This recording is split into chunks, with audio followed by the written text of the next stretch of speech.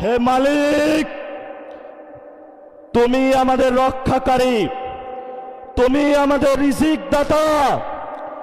যারা এই বাংলাদেশে জনগণ 17 বছর অপেক্ষা করেছিল, আমাদের অধিকার ছিনিয়ে নিয়েছে, বক্তাঘাতির মাধ্যমে ভাইদেরকে হত্যা করেছে।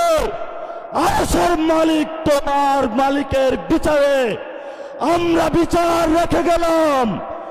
তুমি তাদের দৃষ্টান্তমূলক শাস্তি বাংলার মাটিতে জনগণের সামনে করবে। আমরা আজকে তোমার মসজিদের সামনে বিচার রেখে গেলাম। বাংলাদেশের মানুষ হতাশ হবেন না। লা তাহজান, ইন্নাল্লাহা মানা।